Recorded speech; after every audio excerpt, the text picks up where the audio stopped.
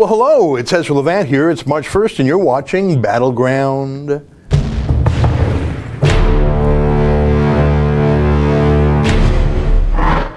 Well, hi everybody. It's great to see you again. My name is Ezra Levant. I'm the Rebel Commander at the Rebel.media. It's just a fancy way of saying Chief Bottle Washer. It's been an incredible week. Justin Trudeau, who really hasn't had a difficult day in his life, has had a very difficult few days. And it's an amazing story, and we'll talk about it at some length. Just a reminder of what this is for those of you who haven't joined in before, and I know we have some regulars.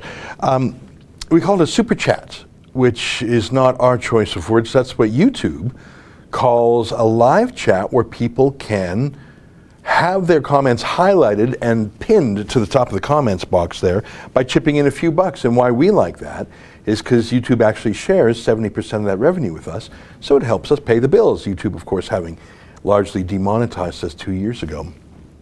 I know most of our Super Chat viewers are Canadian, but we do have a goodly number from the United States and the United Kingdom because we're active in those two countries with our content as well.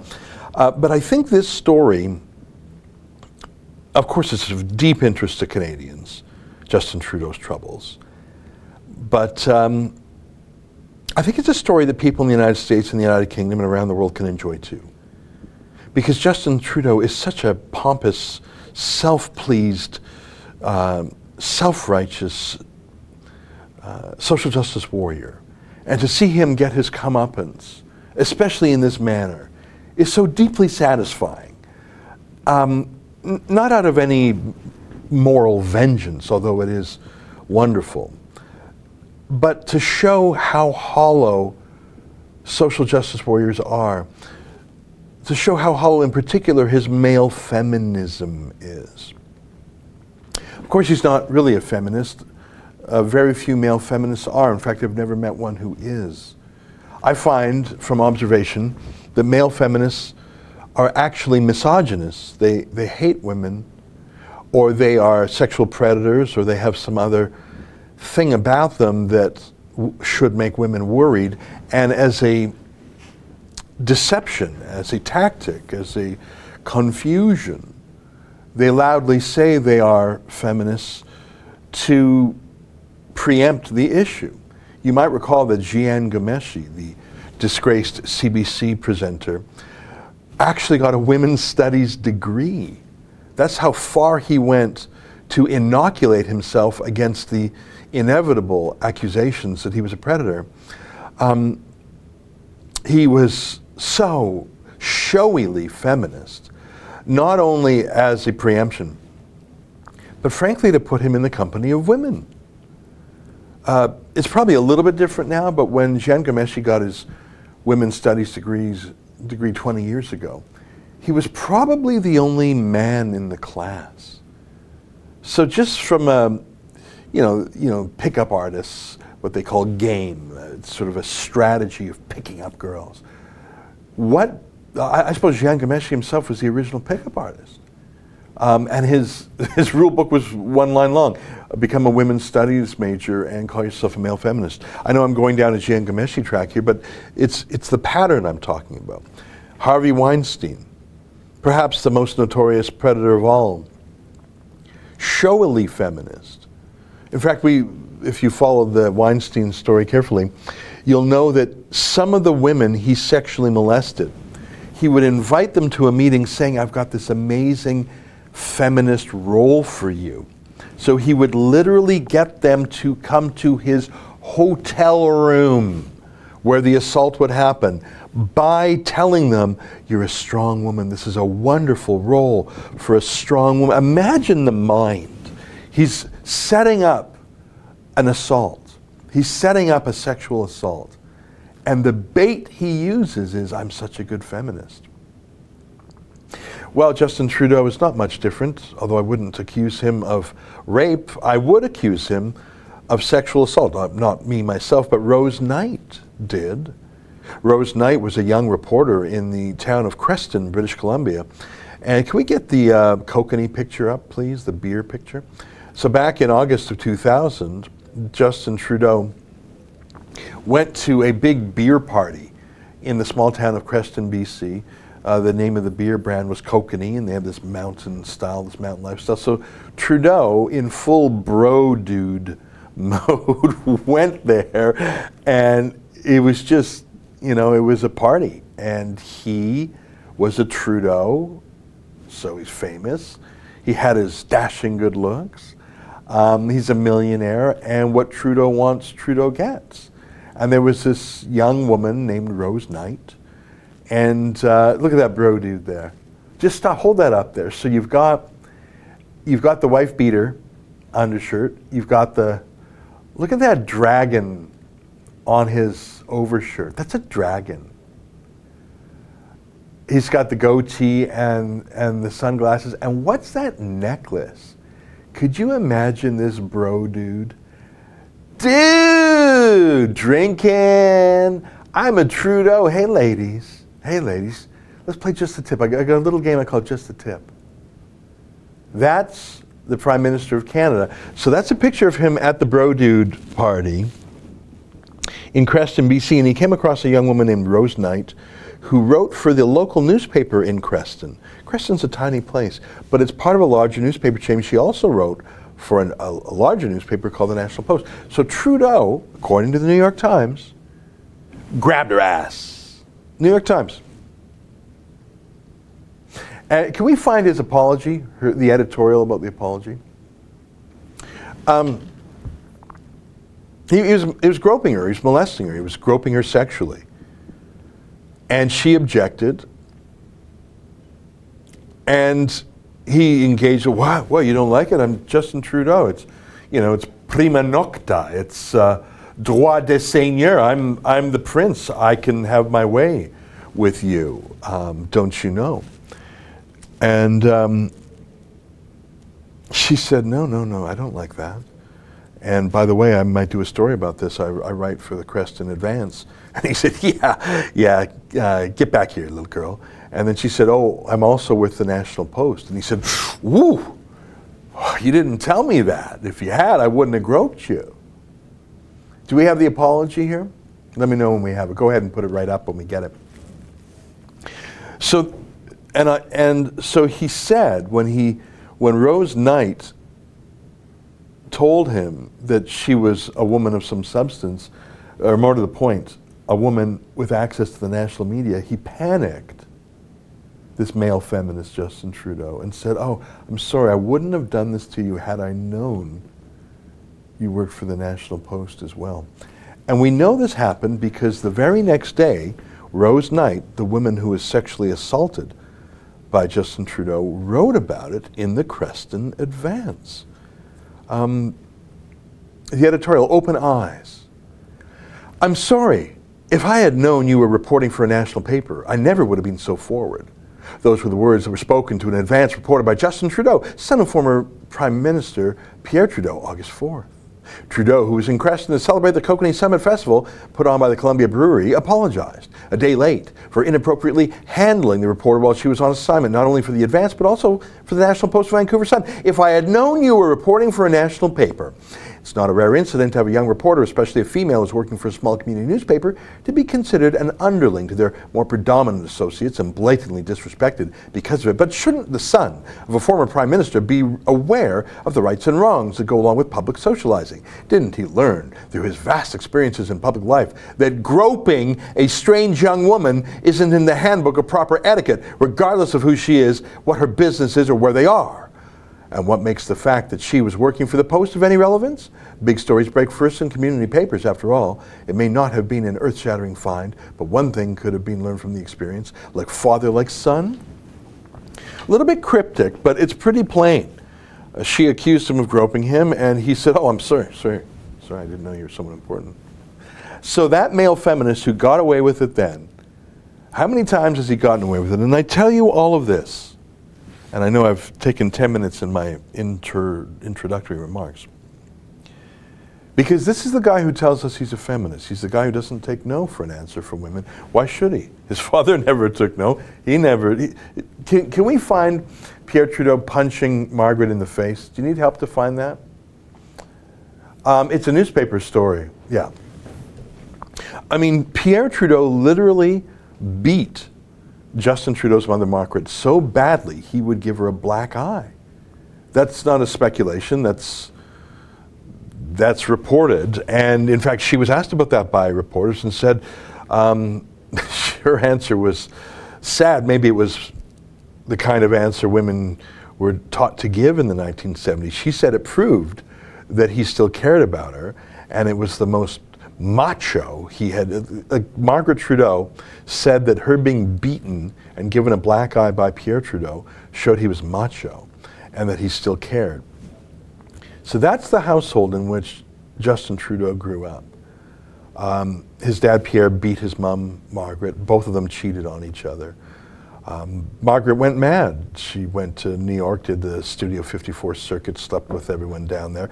Pierre Trudeau did the same up here. That's the household in which Justin Trudeau grew. So he learned a deep disrespect towards women, to use them as his playthings and discard them. It's, I think, clearly why Sophie Trudeau is so deeply unhappy and why we so rarely see her with him. In fact, these days on the campaign trail, yeah, there we go. So can you make that a little bit, or can you, what's that, the Milwaukee Sentinel, that's right. Pierre gave her a black eye. Scroll down a little bit, I'm going to try and read this article. This is from March 28th, 1979. You can find this online. She's talking about the Rolling Stones, having sex with the Rolling Stones. Oh, there we go.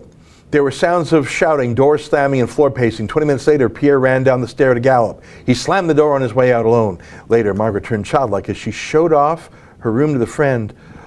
I designed it myself, she boasted as she pointed out the stereo. Pierre and I haven't slept in the same room for 2 years, she said simply. The morning after the big fight with Pierre, Margaret Trudeau was back in better spirits, but I've decided to go to New York. Get down to the, there we go.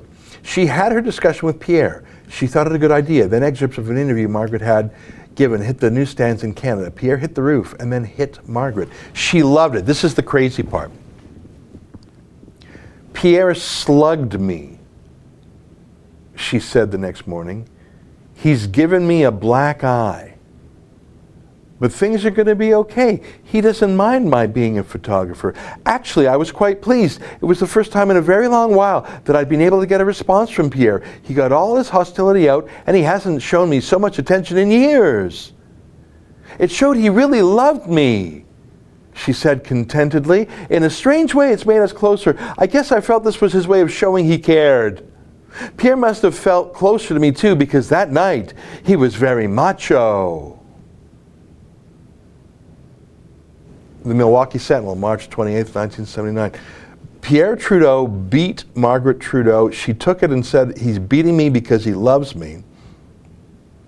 This is how Justin Trudeau learned how to treat women from his father. Justin Trudeau was 7 years old when that happened, 6 years old. But that's how it went on. Both were cruel to each other. Pierre physically beat Margaret, but they both were morally cruel to each other. They both cheated on each other in the most public ways. I can only imagine how difficult that would have been to be a child. Justin Trudeau was a child, seeing both of his parents cheat on each other so publicly. The shame and disgrace of it, and that's a normal household, I guess. And you can see strains of that in Trudeau now, how he... Can we get some hugging shots? Some hugging shots. Trudeau is so inappropriate with women. He dominates them. I'm not saying he punches them like his old man did, but he's got this move he does, and he does it to any woman he wants to dominate. It's the weirdest thing for a professional man. He would be fired in a second in any private sector, like an office situation. He does full arms around the waist hugs, pressing body-to-body hugs, and he does this thing where he taps, yeah. So hold this up here. He does it to some men too, which I find pretty creepy. But look at that hug in the top left corner. That's Chrystia Freeland, foreign minister. Look at that hug in the middle there. That's Kathy Catula, a woman who was complaining to him about high energy prices. She went right up to him and gave him an inappropriate, look at that hug, the pink hug. That's Christy Duncan, a cabinet minister. That is a full chest to chest, groin to groin embrace. He's a weirdo. He's a weirdo. But it's not, can we get a picture of him doing that with Catherine McKenna? It's a really weird shot. But it's not accidental. It's part of that pickup artist move. Justin Trudeau dominates women so they know who's boss. It's a physical domination. It deconstructs them as a professional person and reconstructs them as a physical object that he will hug and grope and touch and get right into that close space. See, if you've spent your whole life as a woman, that's not even as close, but even that's a little bit close. Can we get one? I mean, there's so many of them. The forehead touching one, like almost nose to nose. Let me just talk for a minute about the sexual politics of that. That Catherine McKenna picture wasn't the closest. There are ones where he's literally touching forehead to forehead with his female cabinet ministers. Let me tell you what that does, in case you don't know. You're a woman. You go to university. Okay, that's not rare these days. Universities are about 60% female. 60% of new doctors are women, 50% of new lawyers are women. In certain faculties, the numbers are 80% women.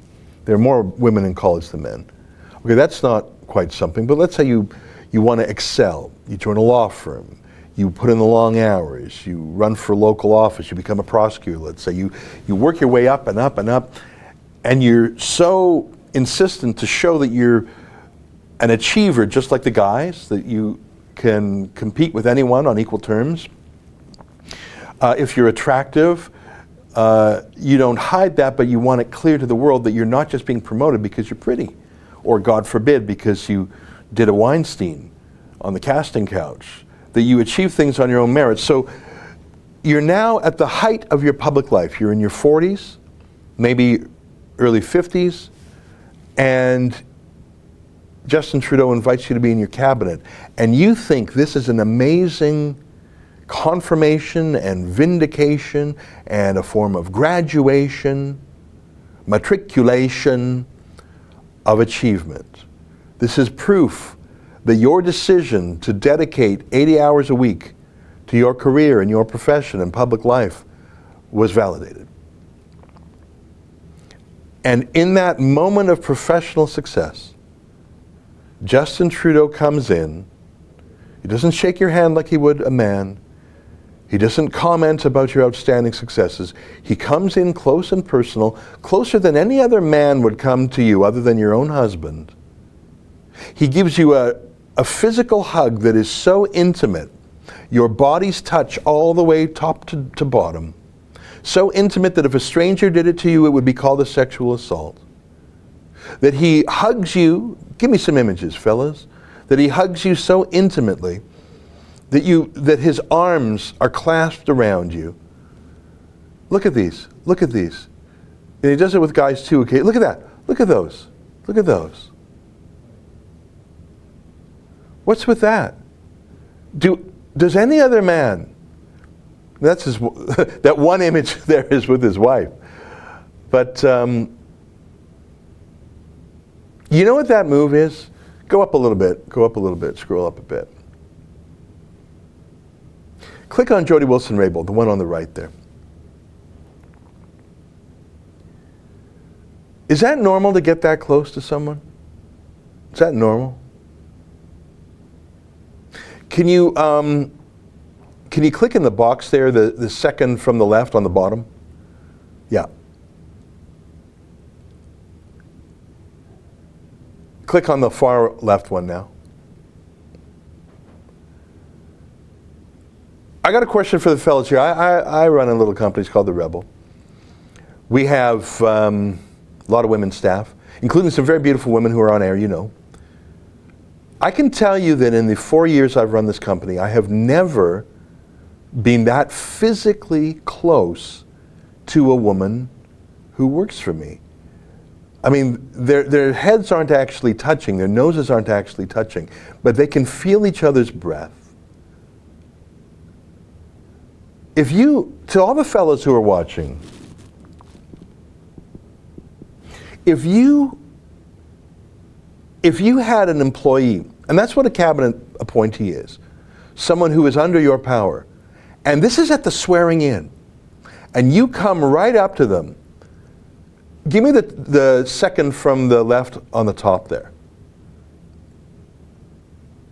Yeah, yeah. Give me one with Kathleen Wynne. Trudeau, Wynne, hug. Because my point is, he doesn't just do this once. This is like Jian Ghomeshi, a lifelong strategy. What is that? I want to tell you, in my entire life, I mean, I got a rule. I hire a woman, I shake her hand once. That's the first and only time I ever touch her. You'd be nuts to touch women more often than that in the modern world. You'd be crazy to do it. You can wave, but you don't backslap. You don't give massages. You don't. Look at that. That's Kathleen Wynne. Now, she's lesbian, but that's not the point. This is still a domination move. Would you ever deal with a professional person, guy or gal? Give me more. Give me Christy Duncan. Give me Christy Duncan hug. What is that move? It's inappropriate. You do that in a law firm, you do that in a major corporation, you're done. That's a Harvey Weinstein move. But what it is psychologically, let me tell you what that is psychologically.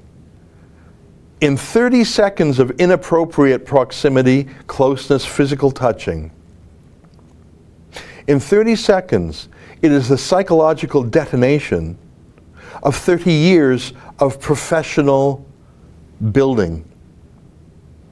Yeah, I'm sorry, that's Christy Duncan, Cabinet Minister. What is that? What is that? Do you think I've ever hugged anyone? Okay, I hug David Menzies occasionally. But we have a special thing you'll never know. I'm kidding around. Would you, put that up again.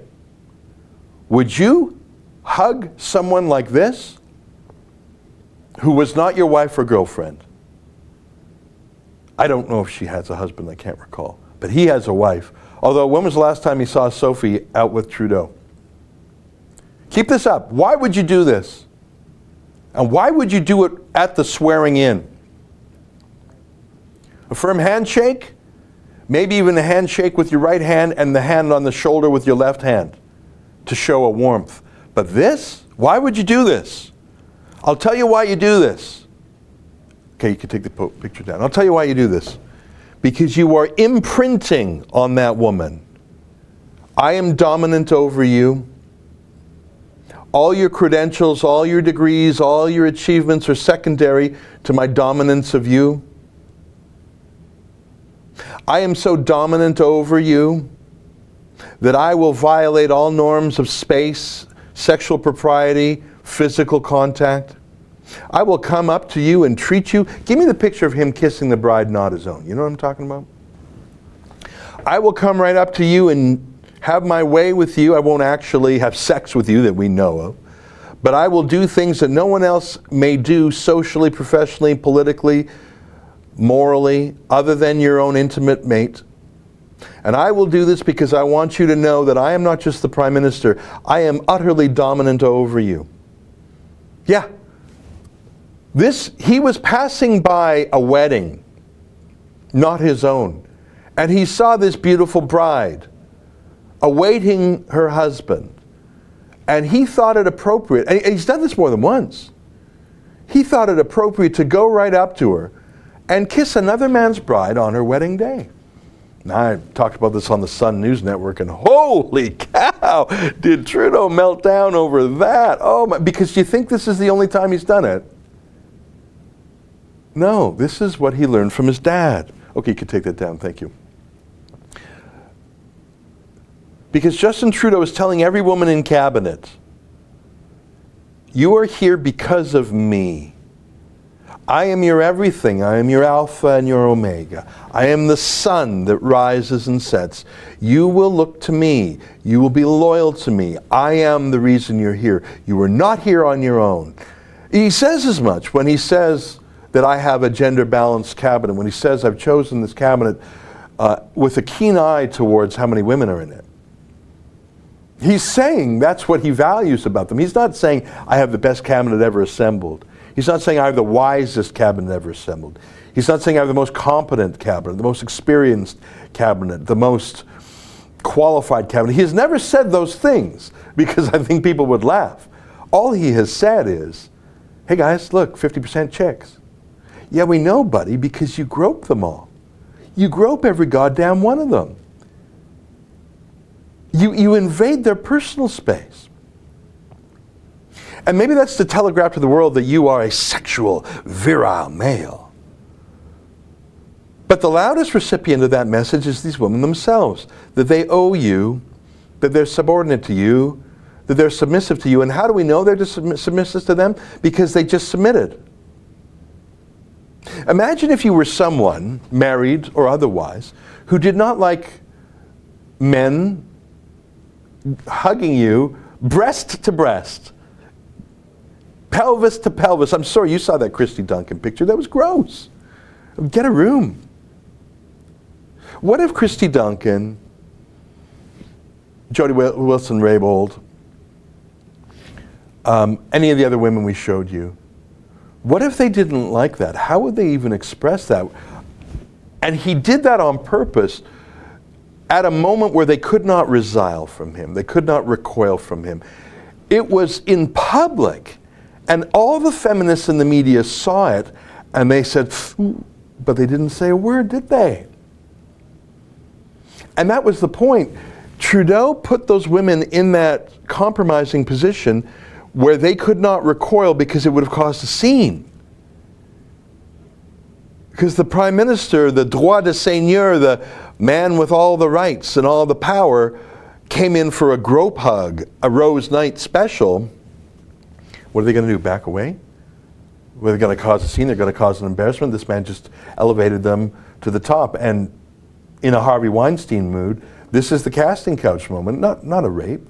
But you better allow Justin Trudeau to dominate you, dominate your personal space, dominate your proximity, have a little bit of pressing flesh to flesh, a little bit of that, a little bit of the full body embrace. And if you dare recoil, if you dare pull back, well, don't cause a scene.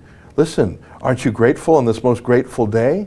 On this most grateful day, this is the man who gave everything to you by virtue of him being him, not you being you. To him, you're just you. You're not a woman of high achievement. You're just someone to be groped and grabbed. An imprint on their minds. They're now conditioned. Okay, every other man I deal with, I'm the boss, I'm the cabinet minister, I'm the boss, except for one man who has showed his dominance over me, the alpha male. Jean Ghomeshi was never as sophisticated as that. Jean Ghomeshi shocked women by punching them in the face on private dates. Justin Trudeau shocked women, but he did so in the most public of places, so they were frozen. What can I do? He didn't punch them in the face that we know of, but he would hug and grope women in public with everyone around to see, so the women could not pull away, because you don't want to cause a scene. Just go along with it. Go home and have a hot shower and scrub yourself. That's the move he has used on every woman in his life. Sophie Trudeau doesn't much like it. She says as much. But here's the thing, and I'm 29 minutes into my into my show, and I haven't even showed you a clip yet. He finally met a woman who would not submit. Give me the picture of Butts, Telford, Trudeau, and Wilson-Raybould, please, when they were sworn in. Do you know the one? So Jody Wilson-Raybould. Get that on standby, and can I see the Bill Wilson, Pierre Trudeau vid first? The dad vid? So give me the dad vid when you're ready, and then we'll show the swearing in picture. Not the swearing in, the one where they tell her they're going to nominate her. So Jody Wilson-Raybould is the first Aboriginal female justice, first Aboriginal justice minister, first Aboriginal female justice minister, a woman of high achievement, too left-wing for my taste, too much into identity politics for my taste, but that's a quibble.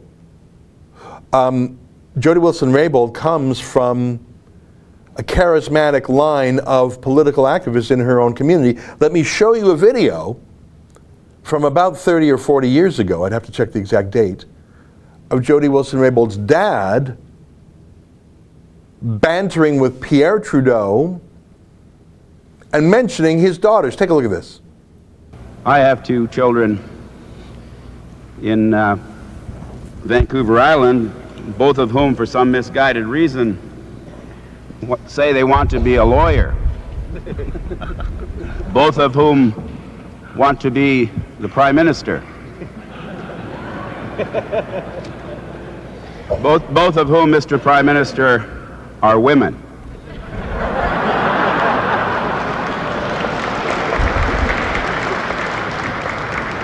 Tell them I'll stick around till they're ready.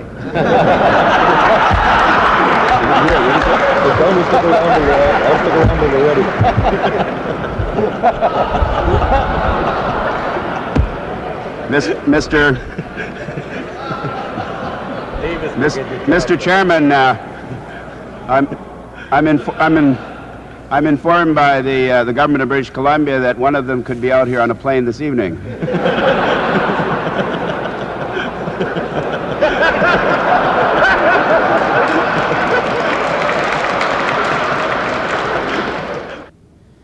A little bit of banter. He said they want to be lawyers. She said they want to be Prime Minister. Trudeau says, I'll wait till they're here. He says, oh, I could have them here right now. That's a little bit of banter. That's a little bit of banter. But you can see Jody Wilson-Raybould's dad, an activist, an articulate man, and not a shrinking violet, not a man afraid to take on the most powerful man in the country, the Prime Minister, Pierre Trudeau. And what a premonition. And wouldn't you know it? His daughters, I don't know his other daughter, but one of his daughters, Jody Wilson-Raybould, in fact grew up to be a lawyer and a prosecutor and a candidate for the Liberals. And let me show you the beautiful picture of Katie Telford, Gerald Butts, Jody Wilson-Raybould, and Justin Trudeau himself, of when, now they campaigned with her. She was a star candidate in BC. I don't know if she really was a star to the voters. I don't know if she really resonated with them. Maybe she did. But she was certainly a star in terms of the Liberal narrative. She, tell me, do you need help? Do you need my help to find that, fellas? Thanks. So I don't know how much people in Vancouver really cared that she was Aboriginal or a woman. I mean, maybe they did. But I think most people voted for the party line. They voted for Justin Trudeau himself.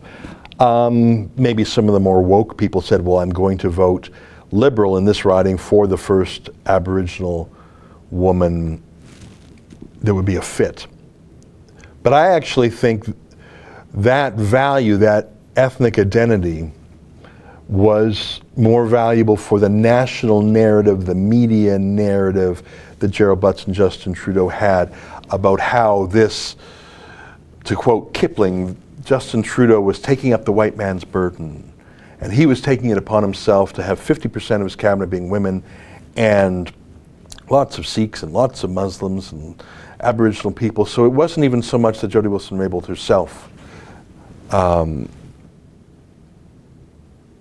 won because of that, but she had her uses to Trudeau. And I want to show you the picture, and we're just waiting for it, because I want to show you the moment where Justin Trudeau told Jody Wilson-Raybould she would be appointed Justice Minister. And I want you to look at the faces on this picture. I want you to look at Jody. There we go. Thank you, guys. Look at her face. That's an actual photograph. You know what? That's not actually a photograph. That's a stylized drawing based on a photograph. Can we get the actual photograph? Keep working for it. Keep looking for it. Put that up in the meantime, but keep looking for the actual photograph.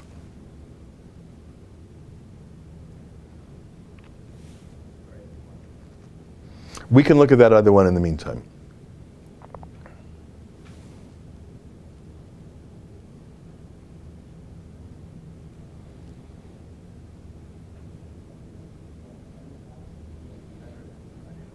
All right. We'll get that picture up in a second. Jody Wilson-Raybould has a look of pride that resonates through the centuries. The look of, yeah, keep that up there while we look for the actual photo, okay? Because this is someone who took the photo and then put it through some filter to make it look like a painting, because it's such a beautiful moment. So keep looking for the photo, fellas. Thanks. So keep this up here until we find it. So you can see this looks like it's from the Globe and Mail. It says, Trudeau is seen offering the Justice portfolio to Jody Wilson-Raybould after a Liberal government was elected in 2015. So keep looking for the photo, but we'll use this in the meantime. So he's leaning forward. His hand is touching her hand. He's looking at her like, yeah, I really gave that to you. And has the hand on her heart. And that look on her face of joy and tears of joy and pride that her father's premonition of a generation ago is coming closer to reality. That she, the first lawyer in her family's history. Yeah, take it down and put up the actual photo. That beautiful, beautiful moment, and in the background, because of course they absolutely had to be there, were Gerald Butts, the principal secretary to the PM, and Katie Telford, the chief of staff. There we go. So you can see this is the actual photograph. The one we had a moment ago was the painting. Thanks for getting this, fellas. Appreciate you digging for it. So who's the star of this? Justin Trudeau's the star of it, of course. He's the great white giver. He's the great giver. She is the recipient of it. He's touching her. Do you see that? But he's so generous. And looking on with approval, there's Gerald Butts. I think that's Katie Telford, chief of staff. Look at this moment. But do you know what she felt? Look at that. I've never met her, I've never spoken with her, but I think I know what Jody Wilson-Raybould felt. She felt, yes, my decades of work are redeemed. I was the first in my family to get a law degree. I was the first in my family to become a lawyer. I was the first in my family to become a prosecutor. I was the first in my family to be a candidate nominee. I was the first in my family to become a candidate. I was the first in my family to win. I was the first in my family to be a cabinet minister. I was the first in my family, and by family, I don't mean just family. I mean my entire people. I mean going back thousands of years. I was the first person of my band, of my tribe, of my people, to have a seat, not just any seat, but the Justice Minister, the Attorney General, representing Her Majesty the Queen. And for centuries, her people had an imperfect relationship with the Queen, one marred by distrust and perhaps by violations of the law. And this moment here was the great white giver, the dominant man who could give her a gift.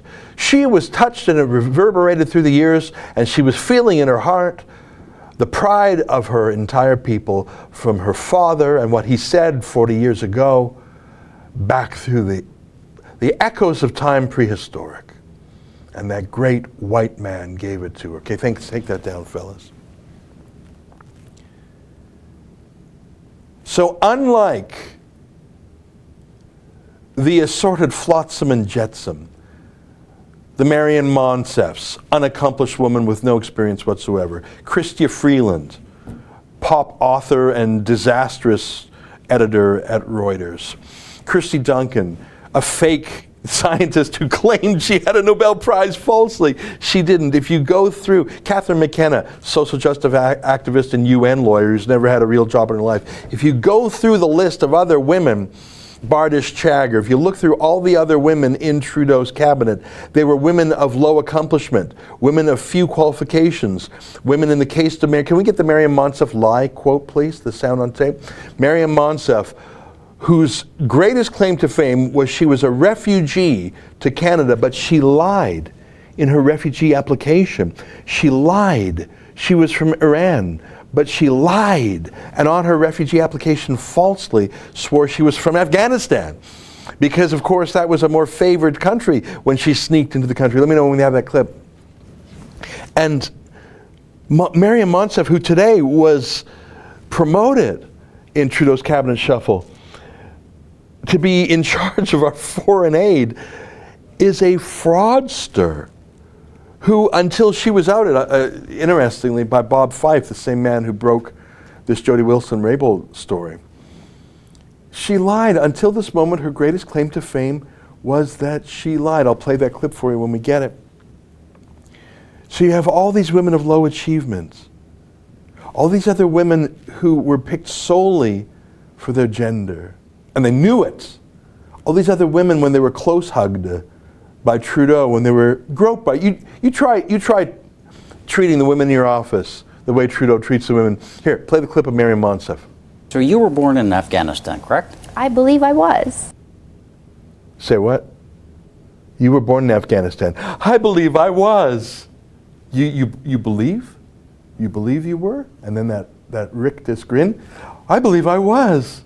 Turned out to be a lie. She knew she was lying. She was just promoted in cabinet. Every other woman in cabinet for Justin Trudeau is a quota, a token, undeserving, unqualified, and likely has no role whatsoever other than to smile and say, I believe I was. Everything controlled by the center except Jody Wilson-Raybould, a woman of accomplishment. Don't tell me that being a prosecutor is no accomplishment. It is an accomplishment. It is, especially having come from, as one would say, the wrong side of the tracks. And so that is my point, and it's only taken me 42 minutes to make it. Then when this woman who fought her way up the hard way, wasn't born into luxury like Justin Trudeau. Give me a picture of Trudeau on his dad's car, please. Justin Trudeau, a trust fund kid, son of a trust fund kid.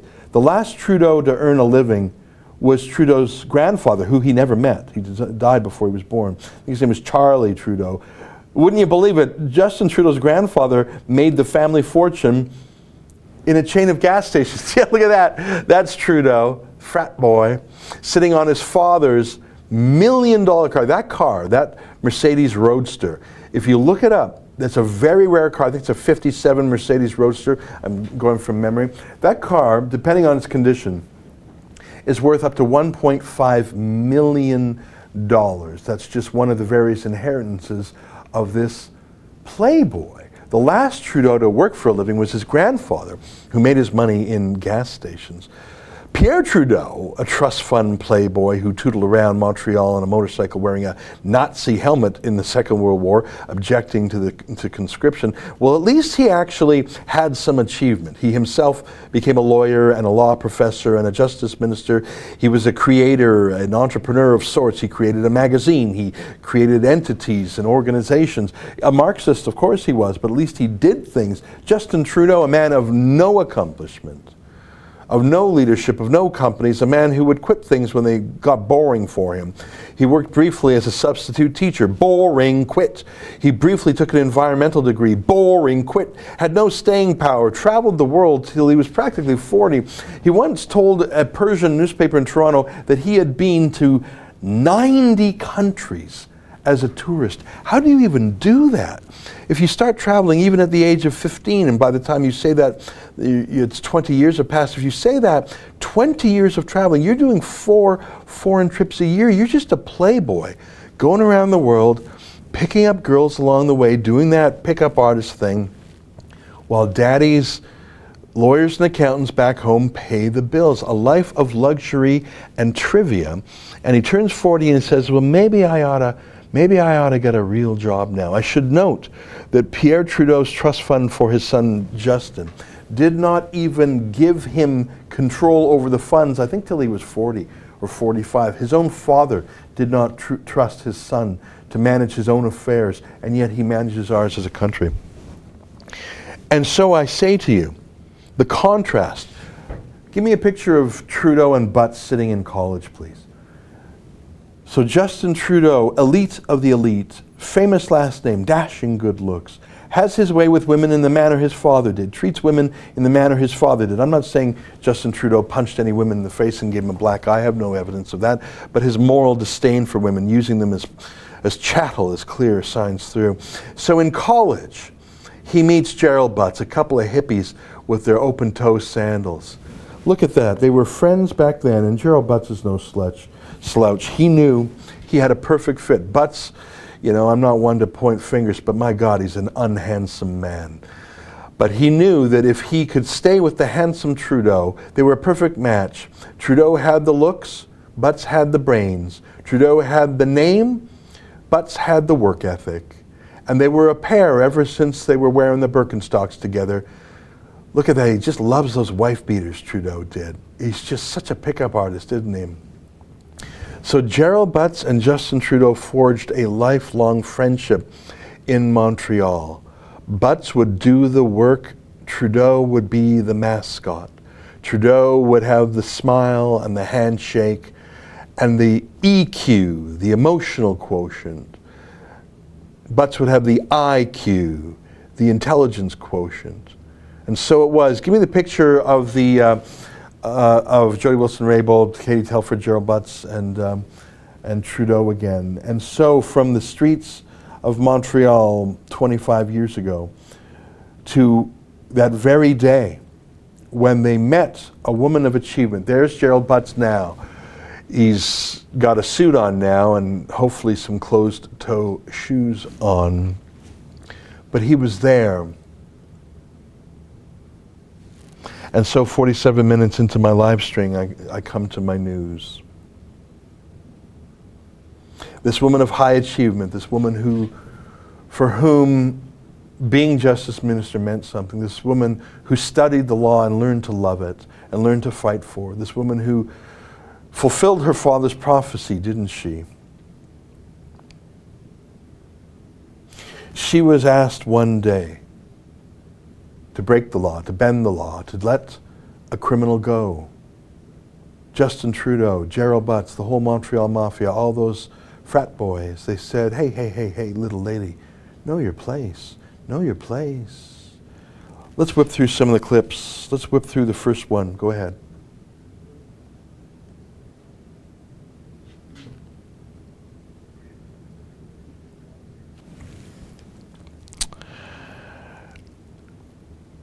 There's a company called SNC Lavalin. It's in Montreal. It's an engineering company, one of many in Canada, but it's corrupt. It's corrupt.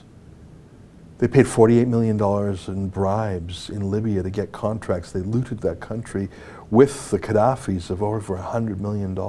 They bribe everywhere they go. They're corrupt in their building of the hospital in Montreal. They're so corrupt that the World Bank has banned them from being involved in any projects, and the World Bank deals with a lot of corrupt places. So corrupt that the cabinet had to pass a special edict to allow them to continue to do work in Canada despite their corruption. So corrupt. They're being charged with crimes in Canada, which they do not even deny. They confess to all this corruption. Saw a story just the other day. When Muammar Gaddafi's son came to Canada, they spent 30 grand on hookers for him. That's the kind of company they are. And by the way, that breaks the law. And so these old boys, this old boys club, this insiders club, this, you know, the McGill Mafia, they said, hey Jody, remember who put you here? The great white man put you here. We gave this to you. We can take it away. We gave this to you, Jody. Let our friends off the hook. And she said no. Here, listen to her in Parliament earlier this week. All right, we'll try again when we have audio. I'm going to take some time to get the audio going, fellas, and I'm going to read some super chats. Keith McIntosh, in your breakdown of Jody Wilson-Raybould testimony, you ignored the elephant. No way was an election the only catalyst for the pressure. What, were the Conservatives going to campaign on the fact that they would interfere with the prosecution? Obviously, major cash component. Well, it is a fact that SNC Lavalin was found making about $100,000 in illegal donations to the Liberals. And, well, whoopsie, they gave the money back. D. Tyler Dunbrack says, Chase Bank targeting Martina. Any comments? Yeah, I think Martina did a video to that effect with us. I think. I could be wrong on that. Let me know. Fellas, let me know when we get the audio. Okay, if we're ready with the audio? To learn something. Okay, go ahead. I'll let you know when we have the audio. I'll read some more super chats till we're ready. Tamajit Chakraborty, hi, how are you? It's nice to have you back again. I recognize your name. How dangerous is Bill C-76 for the 2019 elections? Very dangerous. I did an entire monologue on that just yesterday. It sets up a panel of bureaucrats who will weigh in on any news that they find could alter the course of the election, even if the news is true. And when asked at committee this week for an example of it, Karina Gould said, oh, the Macron leaks. Well, that was true news. It wasn't fake news. Trudeau essentially is saying that she wants to set, Trudeau and Karina Gould are setting up a panel saying that if there's some news that breaks on social media that the government doesn't like, they'll weigh in and tell people to at least tell people, maybe tell Facebook to block it.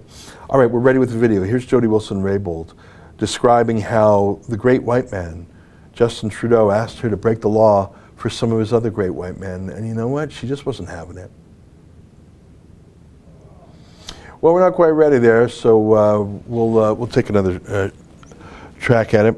Kim Papooch chips in $5. Thanks very much for that. All right, we're having some video problems. Can we show the Libranos? Can we go to Libranos.com?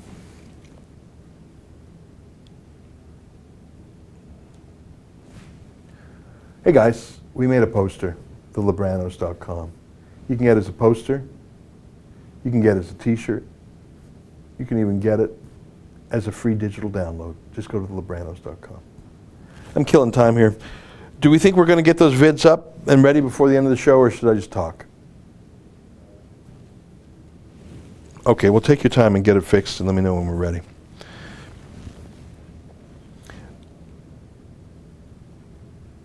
I think we're having some video problems, guys, so I don't think we're going to have those videos for you today. But what I have done elsewhere on this website is I took Jody Wilson-Raybould's entire half-hour or so statement, and I played the whole thing through, and I stopped about every 5 minutes, and I analyzed what she said. So I explained who she was referring to. There were some amazing quotes where she said that, where she named names and gave specific details, who said what. Who said to her, you've got to drop the criminal prosecution of SNC Lavalin because we're up for election in Quebec and we can't have that. That's a crime. Do we have section 139.2 of the criminal code handy? It's inappropriate to meddle in a lawsuit that the government is prosecuting a criminal. I don't think you need me to tell you that. I think you know that just from watching The Sopranos. That's a move the bad guys do. If a mob boss, if a criminal of any sort is being prosecuted for a crime, you don't tamper with the jury, you don't tamper with the judge, and you don't tamper with the prosecutor. You don't say to the prosecutor, hey, you know I'm from Quebec, right? You know this is an important Quebec company, right? And yeah, they're criminals, we all know that. But you gotta really make these charges go away. I'm gonna lose my election if you don't. That's called tampering. That's called tampering. It's pretty obvious when Tony Soprano does it, but when it's done by Gerald Butts, Katie Telford, Justin Trudeau, and half a dozen other people in the Prime Minister's office, it's just as illegal. What was so fascinating about Jody Wilson-Raybould's testimony is she meticulously documented all of it. 10 meetings they tried to get her to drop the charges. 10 phone calls they tried to get her to drop the charges. 10. Here's section 139.2 of Canada's Criminal Code. Just go up to 139.1. I'll read the first sentence then. Everyone who willfully attempts in any manner to obstruct, pervert, or defeat the course of justice in a judicial proceeding, and then skip down to number 2 because that finishes the thought. Everyone who willfully attempts in any manner other than in the manner described in subsection 1 to obstruct, pervert, or defeat the course of justice is guilty of an indictable offense and liable to imprisonment for a term not exceeding 10 years. So if you try to obstruct or pervert the course of justice in any manner. That's such a key word. Not an undue manner, not in a repetitive manner, not in an overwhelming manner, in any manner. Jody Wilson-Raybould says they tried 20 times. And that's just in person and in phone calls. They also had texts and emails. In any manner. No. How about 20 phone calls and meetings? 20. She cast the die. She made the decision. She said, we're prosecuting these criminals. They said, no. Can we have a second opinion? Can we try again? The prosecutor went ahead with it. So SNC Lavalin appealed to a judge. Fine, that's the right thing to do. You don't like how things are going? Talk to a judge in open court. No secret deals. Despite that, under that, we have a phrase in Latin, sub judice, under justiciability, under a judge, under the judicial system. Sub judice is the word in Latin. The matter was before a judge. That's English. The matter is before a judge. And they're still telling her, call it off, call it off, call it off. That's a Tony Soprano move. One meeting is enough to break the law. One phone call is enough to break the law. 10 meetings, 10 phone calls, emails, texts, that's prison. And you know, I'm out of time. Just about. But there was a question put to her. Okay, so he fired you from the Attorney General, and he put you in the Veterans Affairs Minister. If you're so mad about what he did, why did you stay in cabinet? If you're so disgusted by his corruption, why did you stay in cabinet? Why did you let him grope hug you again? Good questions. And the answer blew my mind. The answer was, so I could be at cabinet to make sure he didn't let them off the hook. So I could be in cabinet to make sure he didn't let them off the hook. That's an amazing answer. That is an amazing answer. She stayed in cabinet to continue watching that file, to continue being there, so he couldn't pull a fast one. That's Jody Wilson-Raybould. So that close hug, that nose-to-nose hug, that foreheads touching hug, that full body hug, that hands clasped around your back hug, that top to bottom hug, that personal domination hug. Oh, that works on Catherine McKenna, Kirsty Duncan, Krista Freeland, Mariam Monsef, Bardas Chagger. Works on every other woman who consorts with Trudeau. That's how he treats women. He dominates them. They're submissive to him, just like his daddy treated his mama. But it didn't work on Jody Wilson-Raybould. It didn't work on her. Show me the picture of that black and white picture again, please. You know, the one of them telling her she was being, look at the look on her face. We'll have that picture. There we go. Look at that look on her face. Do you know what that look on her face is? Look, I don't know the woman. I'm not a mind reader. But that look on her face, that hand on her heart. And look at, she's not reaching out to touch his hand. Who would do that? She didn't get this through her sexual wiles. She's not the one leaning over the table to touch his hand. He's the one leaning over the table to touch her hand, to imprint upon her, I'm your daddy. Don't you forget that, I'm your daddy. She wasn't thinking that. She was thinking of her actual father. She was thinking of her mother, of her grandmother, of her Indian name, Puglas, good host. That means honorable host, respectable host. That means someone you can look up to, truth teller. She was thinking of her and her people going back through the centuries, and he was thinking about how awesome he is, and let me just pose for the photographer. Yeah, set it up just right. Yeah, get Jerry and Katie in there. This is going to be a great photo. She's in tears because she did something for her people. And do you think she would throw it away for that lascivious, libertine, do nothing, know nothing fool, that substitute drama teacher, that empty-headed heir, that playboy, that frat boy? Do you think this woman would throw it all away to please him and his college buddies? He thought she would. She did not. What an amazing story. I got one last super chat. I'll read it quick. I don't see it here. There it is. Tom Youngjohn. Yay, Ezra. Well, thanks, Tom. That's it for today. It's 1 o'clock. I talked too much. Sorry we didn't have the videos there, but I think you heard the story. I recommend you look elsewhere on our website at therebel.media or our YouTube page. It's a 75-minute video, but I take you through every sentence in her opening statement. If you got the interest, if you've got the time, get yourself a cup of coffee and watch that. I go through. You can find it on our YouTube page or our website pretty quick. Nice talking with you. Thanks everybody for the super chat dough. I didn't pay close enough attention to it this time. I was so engrossed in the subject matter. I'll have more to say on this subject tonight at 8 p.m. Eastern time when I do my monologue on this subject. Until next week, on behalf of all of us here at Rebel World Headquarters, to you at home, goodbye, and keep fighting for freedom.